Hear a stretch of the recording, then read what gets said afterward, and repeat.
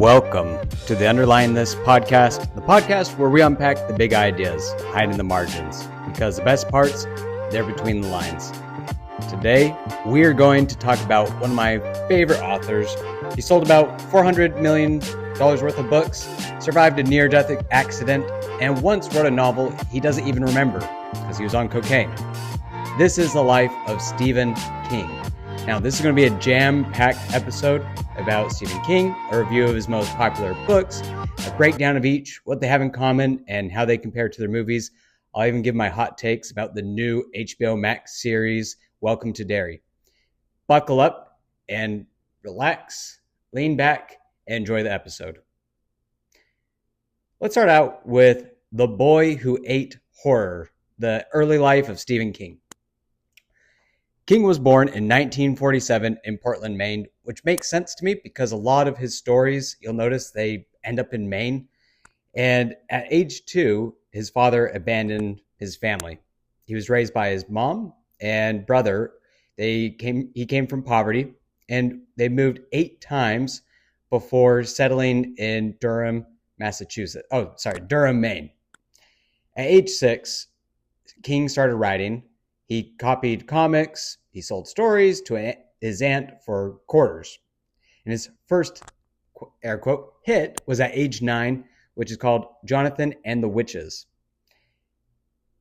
King was obsessed with comics, B-movies, Lord of the Flies, and in high school, he wrote for his brother's underground paper, and he sells his first prose story in 1965. For college, he went to the University of Maine, where he met Tabitha in a poetry workshop. Tabitha is King's wife, and he graduated in 1970. I mentioned before that there's a story that King wrote that he doesn't even remember writing.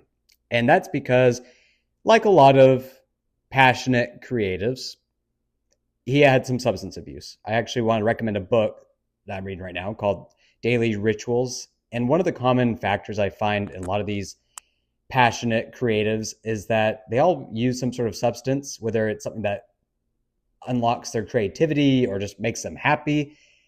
It just seems to be a common theme. So let's talk about his family and sobriety. So in 1971, King marries Tabitha. And King, when he wrote the book Carrie, which we're going to talk about, he was so frustrated that he actually threw it in the trash and she saved it. King has 3 children, Naomi and Joe Hill and Owen. In the 1980s, King struggled with alcohol and cocaine, which, going off really quick, he wrote the story Cujo, but couldn't recall writing it because he was on cocaine and alcohol at the time. It was in 1986 that his wife staged an intervention, and ever since then, he's been sober. In 1999, I mentioned earlier that King had a near-death experience, and it was this year that he was hit by a van, and he almost had his leg nearly amputated. It required 5 surgeries, and while in pain and recovering, he wrote Dreamcatcher. Let's talk about King's career and how it launched. It first started with Carrie, where he was given a $2,500 advance, and that was turned into a film. And at that time, when his career really catapulted, he quit teaching. He was actually a teacher and a writer at the same time. And then he was writing under a secret pen name, Richard Bachman, and he wrote 5 novels, which ranged from 1977 to 1985. And he was exposed in 1985, and that Bachman was actually Stephen King. In total, Stephen King has written 65 plus novels and 200 plus short stories. The big ones, of course, are the ones that have been turned into series and movies. One of my favorites is The Shining, which was released in 1977. There's It, The Killer Clown, and The Stand in 1978, and then the Dark Tower series, which there's 8 books, and they span from 1982 to 2012. And then there's some experiments that he tried with writing, which was The Green Mile and Riding the Bullet and The Plant. And then adaptations, and let's talk about impact. So over 60 plus films and TV series have been made from King's writings. Shawshank Redemption, which is a really well-known classic, it's actually a Stephen King story.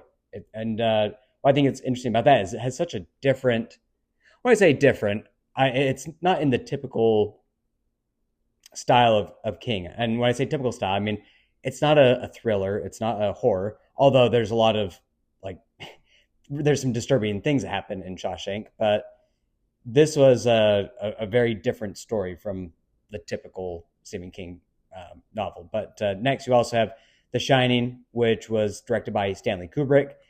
This may sound controversial, but I actually prefer Stanley Kubrick's version more than Stephen King's. I thought that Kubrick's was a perfect ending. I thought that Stephen King's was too cute.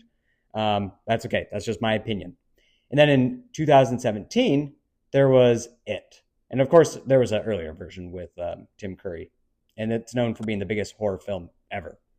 There's also a lot of cameos of his stories found in It. There's chapters 1 and 2, The Simpsons, Sons of Anarchy.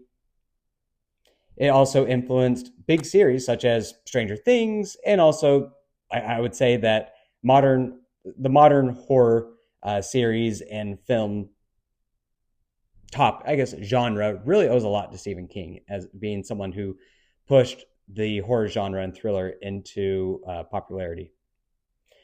Now for some fun facts. So Stephen King was actually a rock star and plays in an author band called Rock Bottom Remainders with Amy Tan and Dave Barry. He was a radio DJ. He owned 3 main stations, and he sold those in 2024. He's a diehard Red Sox super fan. He co-wrote Faithful in 2004, World Series, and he wrote comics. Wrote The American Vampire in 2010. And let's see, what else is something that's interesting here? Digital Pioneer, when that was released, it crashed servers with the ebook launch. And as far as philanthropy and politics, I actually think this is kind of interesting because I think once in a while you might hear some things from Stephen King that you're like, oh, interesting. I guess it's interesting to hear his take on events going around the world. But he gives $4 million a year to libraries, schools, fire departments, and Ukraine aid. That's interesting. And then he's known for being pretty progressive, which makes sense, given that Maine is a blue state. He's a big proponent of gun control, higher taxes on rich. He endorsed Obama, Biden, and Harris, and he testified in 2002 in a publishing trial. So let's go to the present day, 2024, 2025. So now Stephen King is 78, and he's still writing. He wrote You Like It Darker. In 2025, he wrote Never Flinch. And then his latest gaffe, we'll actually skip that. But one of his quotes on writing is that he reads a lot and he writes a lot. Basic, but makes sense. I feel like those two things go hand in hand. Now, to unpack some of the writing elements that are found in Stephen King's writings, he explores fear, not just as monsters, but as metaphors, addiction, grief, abuse, isolation, the fragility of sanity. You find a lot of that actually in The Shining, which I think is really fascinating. And there's a lot of symbolism, like I mentioned before, like with It essentially, if you're not familiar with who It is the killer clown that when he goes to attack his prey, he turns into some of their worst fears, but eventually ends up being a clown. But it's a metaphor. I mean, it is something that is can morph into whatever your fear is, which I think is fascinating. He also transforms referring to King, not It, but King transforms the ordinary American settings into sites of terror, which I think is very noticeable. Like if you watch Children of the Corn, this is just a small town, and it seems very normal, boring. Same with Derry and all these other towns and settings where families settle. They seem normal, but they're everything but normal. There's a lot of abnormal and horror behind the facade of normality. He also shows how people confront darkness, internally and externally. And he also highlights how love, memory, and moral strength can overcome evil, which is something that is common in all of his books. So from a broke kid in Maine to the king of horror, Stephen King proves that the scariest stories start with real life. Now, we're going to talk about some of my favorite books. And I'm going to start with number 1, Misery, which was released in 1987. This is one of my favorite books because it seems like such a basic plot, but when you're reading it, the writing is really well done. It keeps you glued to the pages, and it's one of those few times where I actually sweat while I read this, just hearing about what's going on to our protagonist. So let's talk about what this story is about if you're not familiar with it. But the protagonist is a famed novelist named Paul Sheldon, who gets into a car accident during a winter storm and is rescued by his number one fan, Annie Wilkes. She is famous for using the phrase cock-a-doodle. And she takes him to a remote home, but then ends up trapping him when she discovers he killed off her favorite character, Misery Chastain. Because Paul Sheldon, he writes these romance novels, and she is obsessed with them. They're her light, they're her joy. And Annie forces him to write a new novel reviving Misery after she reads the manuscript, and she torments him psychologically and physically. And Paul has to outwit her to survive. When I say he tortures her, or she tortures him psychologically and physically, it is brutal. At one point, she chops off his leg. And in other cases, she makes him do things like burn his manuscript and rewrite it from scratch. So it almost kind of sounds like a author's hell, where you're trapped by your number one fan and you're in a place where you can't do anything to escape, and your best chance of survival are by appeasing your number one fan. Now, Stephen King's motive for writing Misery was really as a metaphor for his addiction to drugs and alcohol and the pressures of fame. And he represents both a deranged fan and his own dependency, something that both nurtures but also destroys him. And I think it's that parallel between the author and his fan base that relates to alcohol, right? It's something that becomes a dependency but also brings joy. So some interesting parallels there. Some of the key themes for Misery are, again, obsession and control. That is Annie Wilkes to a T. She is controlling her author. She's torturing him, forcing him to get what she wants. And then there's a relationship between the creator and fan. Like I said, I see this as a story about an author's hell. And then there's addiction and withdrawal, isolation, and survival. In this book, it seems like in a lot of his books that you've got the main characters and the monsters that they have to avoid and survive are all in an isolated environment. Now, let's talk about some of the symbolism from Misery. The typewriter. This shows creativity turned into torture. There's Annie, who's a manifestation of addiction, obsession, and toxic devotion. Now, the broken legs, which I mentioned before, when Paul Sheldon gets hobbled, which is what Annie Wilkes talks about, the history of that word. And there's the crippling effect of fame and dependency. There is a film that was released that was directed by Rob Reiner, starring Kathy Bates and James Caan. I actually think this is really well done. I highly recommend it. But it stays close to the novel, but kind of softens some of the violence. And Bates actually won an Oscar for her terrifying, yet sympathetic portrayal of Annie Wilkes. And the book dives deeper into Paul's psyche and the writing process. Next, let's talk about The Shining, one of my favorite books. The Shining is about a father named Jack Torrance, who is a struggling writer and recovering alcoholic, who takes a job as a winter caretaker of the Overlook Hotel with his wife, Wendy, and son, Danny. Isolated by snow, the hotel's supernatural forces and Jack's inner demons drive him into madness. Now, Danny has a psychic gift, which is called The Shining, not to be confused with the one in The Simpsons, The Shinning, which they use in order not to get sued. And The Shining, this power helps him sense the evil within the hotel and survive his father's breakdown. Fascinating thing about The Shining is that this is a gift where Danny can see into the future, he can see into the past, he can see and read people's thoughts, and he can also see spirits and those things that are not clear by the natural eye. Now, the motive for writing this book, for the reason why King wrote this book, some of his motives include, while battling alcoholism and fear of becoming a violent... Let me take a step back. So King wrote this story while battling alcoholism, and he had a fear of becoming a violent, neglectful father, which is very interesting, knowing that backstory of King having addictions to cocaine and alcohol, and just what that might what he could eventually become, and that fear is essentially becoming a bad father, a neglectful father. And the story mirrors his fear that addiction could ultimately destroy his family, which in The Shining, unfortunately, that's exactly what happens. It's almost as if King was trying to manifest what his fear was. And that seems to be another common theme throughout all of his books, is that Stephen King is really writing about his own fears, whether it's his fear of addiction, his fear of a crazy fan, which that might be oversimplifying it. But I think it's interesting to see that element in all of his books, most of his books. Key themes found in The Shining are addiction and self-destruction, isolation and cabin fever, the cycle of abuse, and the supernatural evil as an extension of psychological darkness. Symbolism behind the book is that the Overlook Hotel is the haunted mind of Jack Torrance. Now, there's the hedge maze, which I like that they don't go into too much detail with the hedge maze, especially the hedge maze animals in the movie as compared to the book.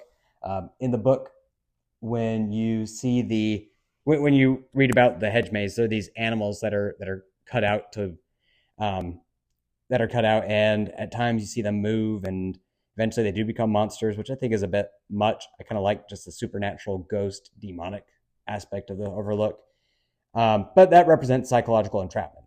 And then there's the boiler, which is Jack's simmering rage and self-destruction. Because in the book, what ultimately happens is the boiler, which is very finicky, has to be maintained, and it is not maintained because Jack becomes a monster. And as a result, it explodes and destroys the hotel. Let's talk about the book versus the movie. So, Stanley Kubrick, his film was released in 1980. It is a lot more psychological and less supernatural. Jack is unstable from the start, and in the book, his descent is tragic and gradual. So, key difference there between the book and the movie, which I agree with, is that in the book, it's a very slow, gradual. It's a gradual decline into the abyss. Unlike in the movie, it's there from the beginning.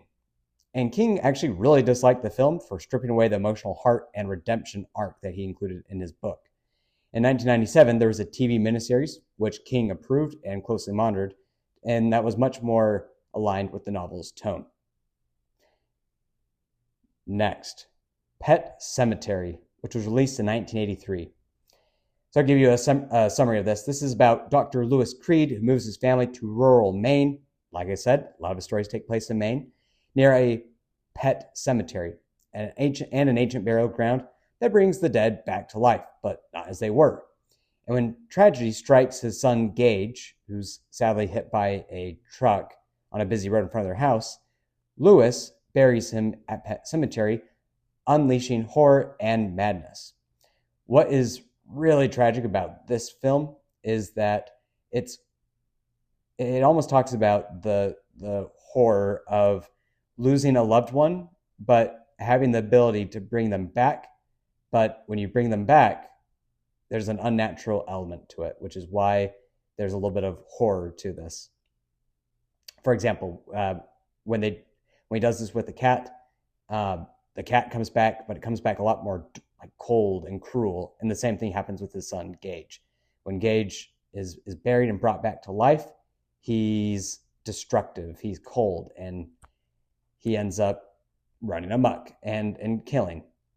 Now, what was the motive for King writing Pet Sematary?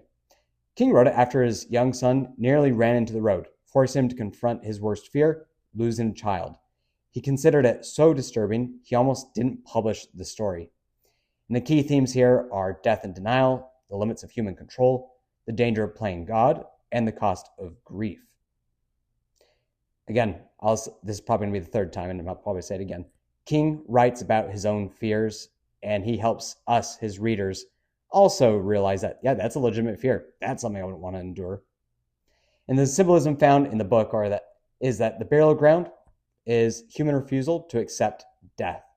You got the cats and the church, which is death's mockery of life, and they have the road in front of their house, which represents fragility of life and inevitability of loss. There is a film, of course, for Pet Sematary. In 1989, the film is a faithful adaptation. It's a cult classic for its eerie tone. 2019, there's a remake, modernized, changed who dies. It's actually Ellie instead of Gage, and added a darker ending. The novel is more emotional and existentially horrifying. It's less about monsters and more about human grief. All right, now on to our final book of the podcast, which is It, which was released in 1986.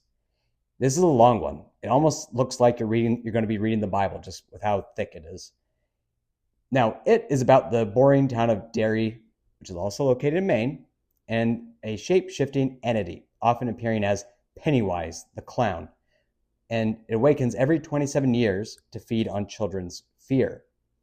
Now, the Losers Club, which includes children in the town named Beverly, Bill, Ben, Richie, Eddie, Mike, and Stan, who have to face a terrifying ancient evil that feeds on fear, which is Pennywise.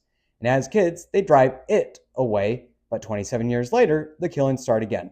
But now as adults, they have to return to Derry, remember their forgotten trauma, and face it once more. Their bond and courage, not just weapons, are what ultimately destroys the monster.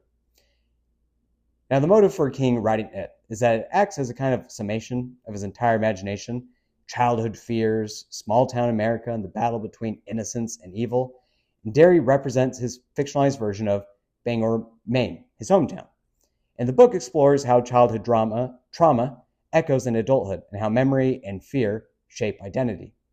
Now, some of the key themes found in this is the power of friendship and memory, childhood innocence versus adult corruption, fear as a form of control, the cyclical nature of evil, trauma, and healing. With this symbolism, let's talk about Pennywise the clown. He's a manifestation of primal fear and deception.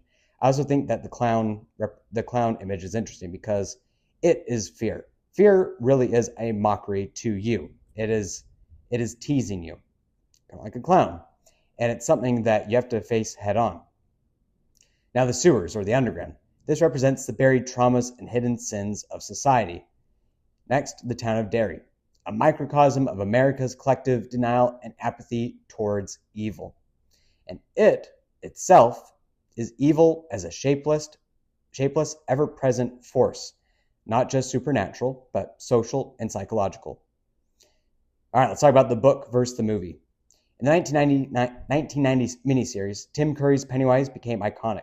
Campy, but chilling. In 2017 and 2019, there was It and It Chapter 2. They split the story into two chronological parts, childhood and adulthood. It was more modern with updated scares and deeper emotion, especially around Beverly's trauma and friendship bonds. And the book drives far deeper into each character's inner life and the mythology of it.